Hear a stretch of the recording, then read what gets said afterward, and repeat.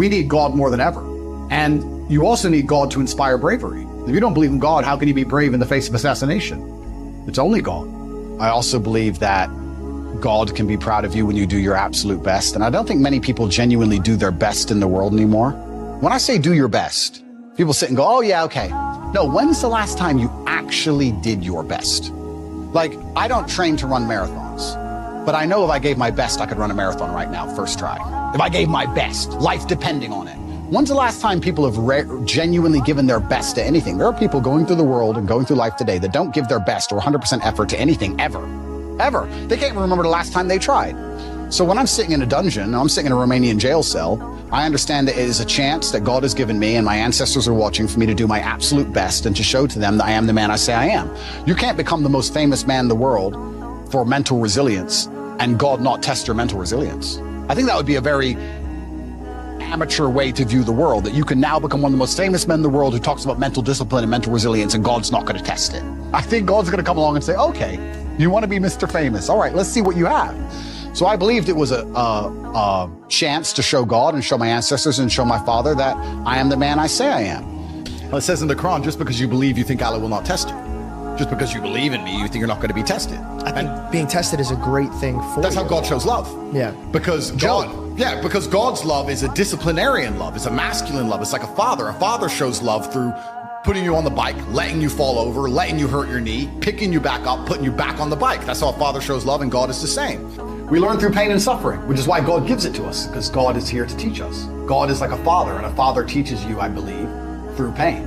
If a dad wants to teach you how to ride a bike, he puts you on the bike, lets you fall off and get hurt, puts you back on the bike. Over and over and over until you can ride the bike. God does the same thing. You don't get the lessons you want, you get the lessons you need. Absolutely agree. So I believe that bad things happening to you are a fantastic thing. I believe you need to be strong enough to deal with them and then articulate them. Some people only learn the hard way, especially men. God's actually very nice, because I believe God gives us a whole bunch of chances to learn a lesson the easy way. It's called life. Of course, he'll give you, think of the harshest lesson. You don't even have to say what it is, but think of the harshest lesson you've had in the last few years. Think of how many times you had the easy way to learn that lesson before it got bad. Well, yeah. Think how many times you could have just woke up and go, nah. Yeah. But we don't, do we? Nope. We wake up like, we got away with it. It's fine. And then bam, you get hit. There's only two ways to learn lessons, hard and harder. If you're smart, you take it the hard way. Real idiots take it the hardest way. Yeah. But there's no easy way to learn lessons. So you're right. I agree with everything you say, and that's how God teaches anyway. That's how God is always going to teach, because God is a disciplinarian love. I think it says, someone said this to me, I think in school you learn things and then you're given a test, but with God you're given the test and then you learn things, and that's the way it works. The thing for me was actually, I guess, a scientific principle. It was Newton's law of equal and opposite force. If there is evil in the world, and I'd like to think we both agree there certainly is, yes, there has to be an equal and opposite force, which is good. And I would like to think that that is God. Even the idea of God as a notion, even just as a concept, if that idea of God resists evil, then God is real.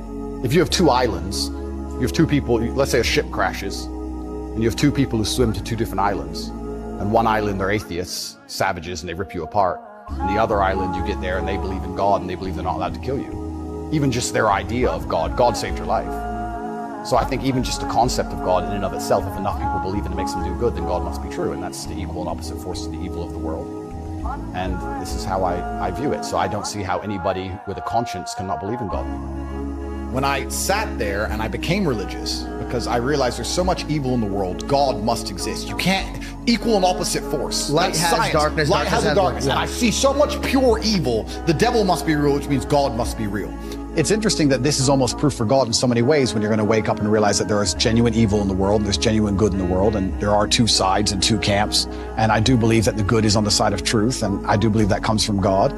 And there's many different ways to God. I think there is one God and there's different religions, and I don't want to argue the differences between the religions, because I think we have a lot more in common than we have, especially in the fight against evil, than we have as differences. I think when you start to analyze people who are atheistic and go, God's stupid, you don't need God. They're not even smart enough to look at the big picture and realize without God, there's nothing. Yeah. You have nothing but anarchy and chaos. And I tell you, when 10 armed men turn up at your house, putting a gun to your head, you'll wish God was there. You'll be praying then, Mr. Atheist, Mr. Tough Guy. Then you'll start talking about God. And it could have been prevented in the first place if society was preserved, if there weren't atheists like you talking godlessly. That's what these clowns don't even understand. Without God, there's nothing. It's all a joke. I'm far more embarrassed about old videos I made that were anti-God. I feel genuinely bad about those, much worse than that. I'm doing the absolute opposite. I'm trying to push children towards religion. I'm trying to push kids towards God. And I feel like Christianity's lost a lot of its presence in recent times. And that breaks my heart. I'm a Muslim now, but that breaks my heart. Because people of the book are people of the book, and we need more God, not less God. And I don't care what God you worship, if you worship God and you're a good person. And it's a shame, really, that Christianity's reached a point where it's mocked so openly and so publicly in Christian nations. That breaks my heart. And I think the attraction of Islam, for me personally, and also for a lot of other people now, is there's a lot of people who are just tired of being mocked. And they want a religion which they respect and other people respect. And you can disagree with Islam all you want, and whether you're an atheist or you're Christian, and you can disagree with it all you want, and I'm not an Islamic scholar to argue that point. However, I will argue the point that it is the most respected religion on the planet. Nobody openly mocks it without fear. If they do, they at least make sure they're very careful about hiding their face or hiding behind a police barricade.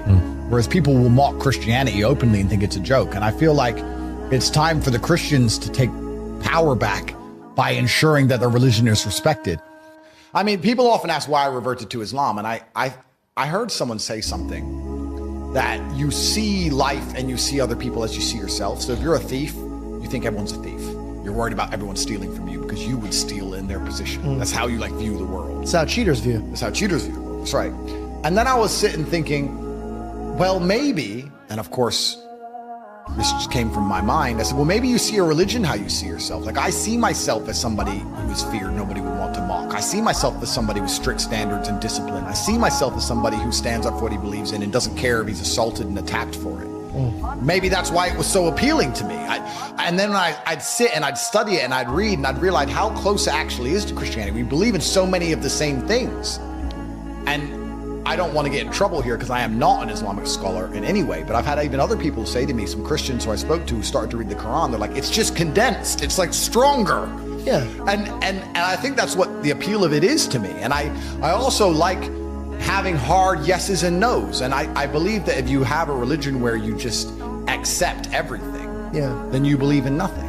There has to be a line. In life, there has to be a line that you won't let someone cross. And with God, there should be the same. And my only concern with Christianity, and I argue this with my brother at length, is if God will really, truly forgive anything, if he'll truly forgive you doing the most heinous acts you can possibly think of, and you repeatedly do them, and you won't learn your lesson, and you'll do them over and over again, and even Christians themselves won't ostracize you, is that too far? Is that too much freedom? But in general, if you look at most Christian countries in the West, it's insane. A man just got charged with a hate crime for removing the head of a devil statue that Satanists had put inside a church. And he took the head off it, and he is being charged with a hate crime. Him! In a Christian country, Christianity has lost all of its merits as a religion.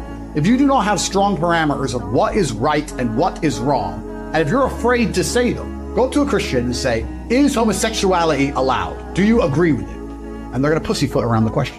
They're going to say, well, you people can make their own choices. God loves everyone. The Bible says no. Quran says no. You're homophobe. Quran says no. Done. I'm not going to be part of a religion or adhere to a religion that doesn't have strict beliefs, because then it's not a religion anymore. If you tolerate everything, you stand for nothing. So there's only Islam left. Now, I'm not going to insult Christians. I believe there's one God, and I believe that different religions are perhaps different languages to say the same thing. You can say coffee cup in German, you can say coffee cup in English, but it's still a coffee cup. There are different ways to say the same things. But Islam is so much stricter, it's so much more respectable. You can feel it. So if you truly believe in God, I don't see how you could not want to be a Muslim. I don't see how you can feel any pride in being a Christian. And that's why I reverted. Not because I'd always believed in God, but I just found the language that made the most sense to me. And I don't see any other language that makes sense. I feel like it's a very easy choice for anyone who truly believes in God. And if you don't believe in God, in the world we're currently in, then I don't know what's wrong with you, because God is the only one who can fix this mess. So you better start believing, because you're going to need him. We're going to need God to fix this mess, because we're going to need a global awakening of consciousness. We need people to realize they've been lied to from head to toe. We need paradigms to break. And when paradigms break, things often get chaotic and messy, and wars come, before a new paradigm is installed. Isn't that just the rise and fall of empires? Absolutely. Yeah. And we have to hope that new paradigm being installed is better than the old one. And what we need, once again, is for people to love each other and care about their community and care about their children and care about one another. And if that's not God, tell me what is. We need God more than ever. You can't replace God with anything else. You can't replace it with money. You can't replace it with government. You're going to need faith in God to win this. Because it's only faith in God that's going to make you say, no, I believe in X. I love my family. I love where I live. God wants me to tell the truth and stand up for what is right, despite the fact that I am persecuted for it. We need more God. Why are all the people in charge of the world trying to get rid of God if he's not their enemy? That's the only thing they fear. The only thing they fear is people waking up and saying, no, this is wrong. It is morally wrong. And for that reason, we refuse. They don't want that. No, they want to make everything subjective. It removes the subjectiveness. You know what's right, you know what's wrong. And for anyone who also doesn't believe in God, if these religions are man-made, why do they go against the wills of men? If we're going to make man-made religions, why don't the religions tell us to do all the things we want to do and run around and sin? No, so we need God. And I think that he is our last hope at this point. I think the world is very fundamentally broken. And the demons operate in the shadows, and truth is light, and God is truth. And I think the more you speak the truth, the closer you're going to become to God. And that's why I feel good inside if I sit here and tell the truth. Well, God is the final barrier. The final barrier to the slave programming is always going to be God, because there's a firm right and there's a firm wrong. They're going to come along and convince us all that the sky is green, and it's unfortunate because slowly they're going to win. Right now, we laugh at the fact that a man can chop his dick off and become a girl. We laugh at that. But our great-grandchildren won't laugh at that idea. Unfortunately, slowly they're creeping in, and the only barrier to this insanity, the final protection, is God, the book that says yes and no, simple. So when you remove God from society, you live in godless societies. Yeah, you have the moral degradation, but it doesn't just destroy the populace, it destroys the institutions of the populace. That's the worst thing about it. And now we're living in a society which is so brutally corrupt to the core. The best hope you have is to believe in God and find some degree of religious ideology amongst the everyday life. That's the best hope you have, is to find a society where people are afraid of God. And that's why they're trying to destroy us. As simple as that. Because the demons operate in the dark. Demons need lies. Demons can't do their job in the light. And the light is truth. God is light. God is truth. If you tell the truth, if we have a battlefield, a playing field of truth, they can't do their snakery and their lies. They need deception. They require deception. That's not a man, that's a woman. The sky is green. They need all this garbage so that they can keep you in your slave box. Only God is going to get to a point where he says, it doesn't matter how much you pay me, it doesn't matter what you make me believe, it doesn't matter what the AI machine does, it doesn't matter how you've psyoped me and indoctrinated me, it doesn't matter how long you've been trying to convince me this is true. I know that my holy book and the God I believe in says this is wrong, so I refuse to believe. Only God is the final barrier to the absolute slave mind insanity, which is why they fear God, which is why they don't want to teach children about religion. You talk about God and we talk about faith. To be a disciplined religious person, the word is discipline. It requires discipline. It takes discipline to read the Bible. It's not going to be screaming kids. It's not going to be flashing images. It's not going to be as entertaining as a stream with 30 naked girls. No, you're going to have to sit down, pay attention, read, focus, reflect, try and find the lesson in the parable, get confused, read it again, ask for help. You're going to have to study. That takes discipline. Most of these children today are so messed up from TikTok, they can't even focus on one page of a book, any book, because all they do is scroll. As we're destroying the new generation and removing their ability to focus on anything, removing their ability to be disciplined, you're taking them from God. I think that God should be feared. I believe that God should be feared. I fear God. It's one of the only things I fear. And I believe that also you see God to a degree, or you see religion how you see yourself. And I see myself as a person of strong principles and strong morals. And I like to think of myself as the kind of person nobody really wants to cross. Not because I'm a psycho, but because I'm a man of capability and I'm smart and I'm strong and nobody wants to make an enemy of me. So I feel like I find an affinity to a belief system which has very similar outlooks. And There's a whole bunch of other things I can say from the Quran and Islamic texts, etc. But to keep it very vague and very broad for people who are not Islamic, I felt God when I was in an Islamic country. If I went to an Islamic country, That's the problem. I The felt West- God. the West is You don't Christian. feel any God. How is it a Christian country if Satanists are mocking Jesus on the streets? This is why we need God more than ever. Because if you don't have God, you don't have a soul and you don't feel guilty. If I had started a war in Libya, I would look in the mirror now and say, why did I, all that death, all that destruction, a destabilized nation, slavery, all this I've done, why did I do it? Votes, money? What did I do that for? I shouldn't have done that. I feel bad. Yeah. They don't. That's remarkable. All of this is on purpose. None of this is an accident. And they all tie in together to be a sickness for society. And society is now currently very sick. If you were to ask me, well, what's worse, the AIDS or the cancer or the gangrene? It's very difficult for me to sit here and choose one. I'm saying to you, we're in a mess. And we need a solution to all of them. And the solution to all of them is the same thing I said it was earlier, which is God. Because why did we build beautiful cathedrals? God. As an honor. Why did people get married and stay married?